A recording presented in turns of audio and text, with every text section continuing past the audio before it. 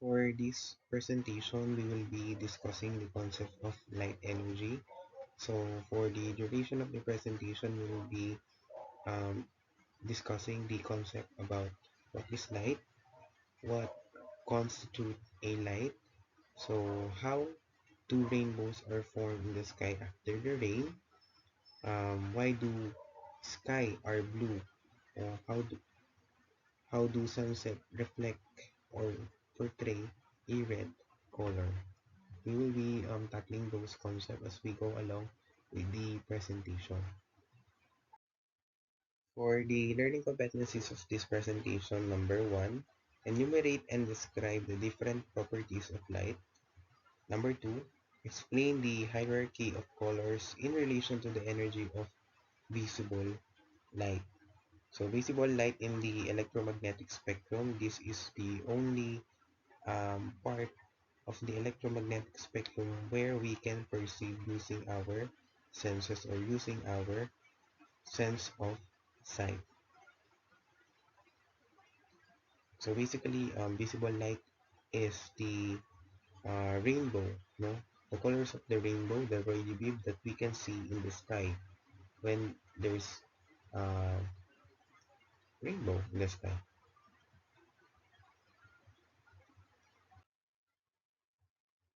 So let us first define what is light. So light is a form of energy that allows you to see the things around you. So basically, if there is no light, there is also no sight. Same applies when there is a blackout or brownout in our community wherein if you are in your room and your room is dark, it is very hard for us to see the surroundings. That's why we use our flashlight or candles to illuminate the surroundings. So question, how does light allows you to see things? So paano ba tayo nakakakita? Paano ba tayo uh, nakakapag-perceive ng mga materials or things, colors sa surroundings natin? So light travels away from its source in straight line. So basically, uh, kaya tayo nakakakita ng kulay or kaya tayo nakakakita ng mga objects sa surroundings natin dahil sa presence ng light. Paano? So we have a source of light and the light that is emitted from that source is directed towards the object, wherein the object, when they receive the light, they will reflect back the light, no, that they receive. That reflected light or that reflected ray is directed towards our eye, wherein when that is received by our eye, we will be able to see things. No? So basically, kung ano yung nakikitang kulay natin sa mga objects na mayroon tayo, that is actually the reflected color, no? Or the uh, color that is not absorbed by the object. So we have different types or sources of light. Number one, we have natural, and number two, we have artificial. So the difference between the two is that natural source of light, we can see this in nature. No, it is naturally occurring. Also, natural light can exhibit light on its own, compared to artificial light, wherein they cannot. No, and furthermore, artificial lights are lights or sources of light that are usually created by humans.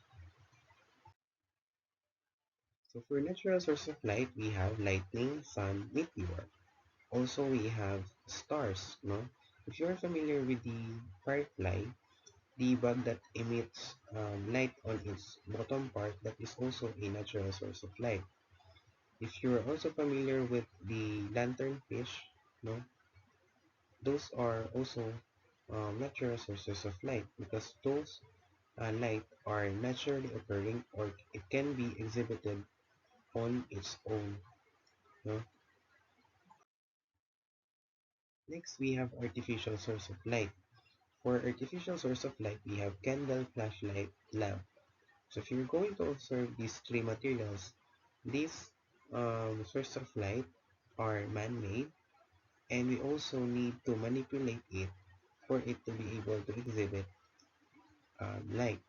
For example, candle, we still need to like light the candle up using air power for it to be able to exhibit light. Same applies with the flashlight. We need to turn it on and turn it off. Same applies with the lamp. Huh? Question: so how does light travel? Light travels in a straight line. When you shine a flashlight or torch at night, you can see that light travels in a straight path. Similarly, when you are in a car at night, you can observe that the headlights shine on the things in front of the car but not light up the things around the corner. No? So it's very evident that the source of light or the light can travel in a straight line, no? Or parallel to the source of energy. So light travels extremely fast, no? Light travels faster than the speed of sound. No? Speed of light is faster than the speed of sound. That's the reason why we can see the thunder first, or the lightning rather, when there's a thunderstorm, followed by the roar of the thunder. No? Una nating nakikita yung kidlat sa langit kapag merong ulan or may thunderstorm bago natin marinig yung ulog. Kaya nga kapag may nakita tayong kidlat or yung matalim na kidlat, our natural response is to cover our ears because we are expecting for a roar of thunder or a thunder. No? That is an evidence of uh, light traveling faster than sound. Now let's move forward to the properties of light. For this presentation, we will be focusing on four. Number one, we have reflection, followed by refraction, scattering, and also dispersion of light. So what are those? Number one, reflection of light. Basically, reflection of light is the bouncing back of light. So reflection is only possible when light are hits a smooth or shiny surface. No? We can see a clear image or clear reflection of something that is reflected from a smooth or shiny surface. It is also possible for reflection to occur at a not so smooth surface, but the image form from that reflection is not that clear. No? So one example of reflection is when you are trying to look at the mirror, no? Where you can see the reflected image of yourself in the mirror.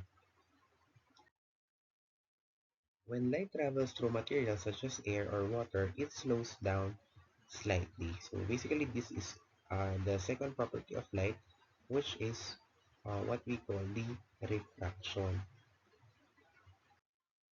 So what is refraction? Refraction occurs when light changes direction as it moves from one substance, like air, into another, like water or glass, because of the change of speed. So here in the refraction, there is a difference in the medium. So we have two medium here. For example, here in the glass, if you're going to look at the glass and the pencil is uh, portrayed as a broken pencil, no? That is due to the differences in the medium. So here in the glass of water, we have the clear glass, which is a solid, and inside the glass, there is a liquid water. So the light travels differently in different mediums. So light travel faster in solid, no, clear solid glass compared to the clear liquid water. Kaya nagkakaroon tayo ng distorted image which is reflected in the pencil, no?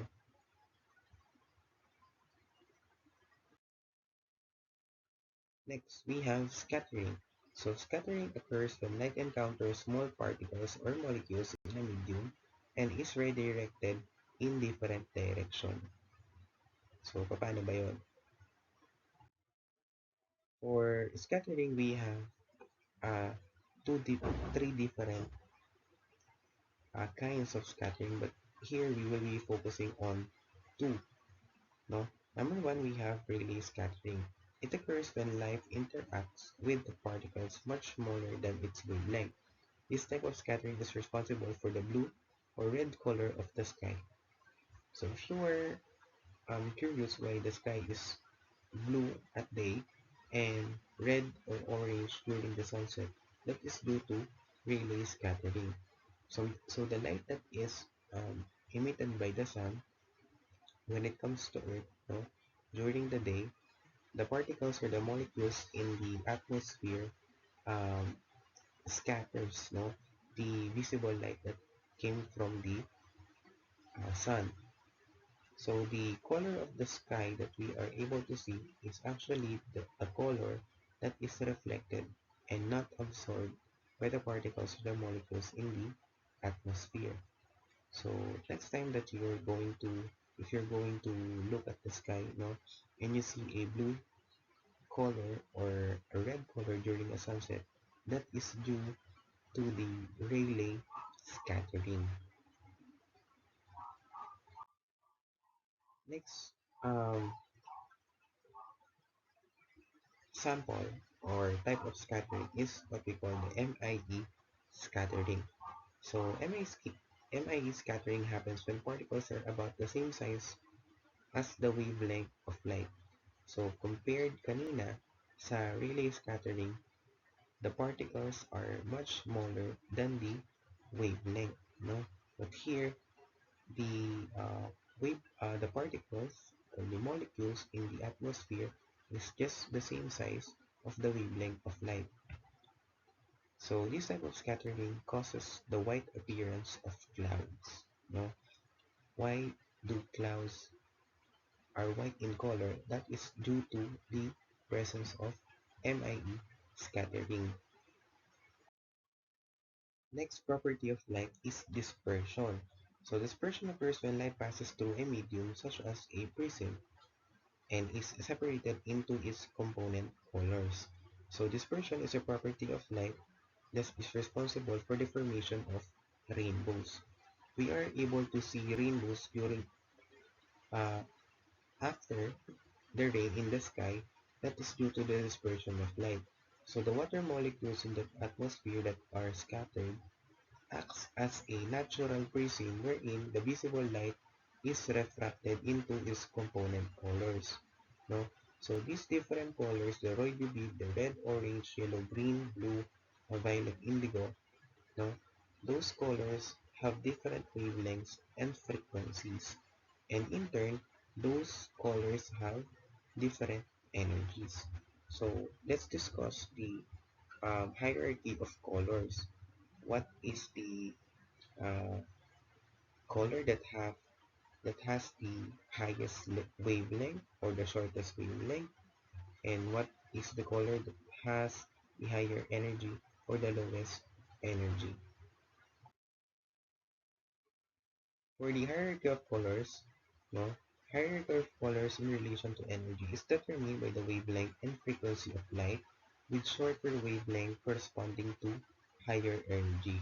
If you are going to look at the illustration below, the rainbow, you can see here in the red color of the spectrum, mapapansin natin na there is lesser frequency and longer wavelength or longer distance between um, crest to crest or the point of the wave compared to the presence or the frequency of the wave here in the purple color of the spectrum.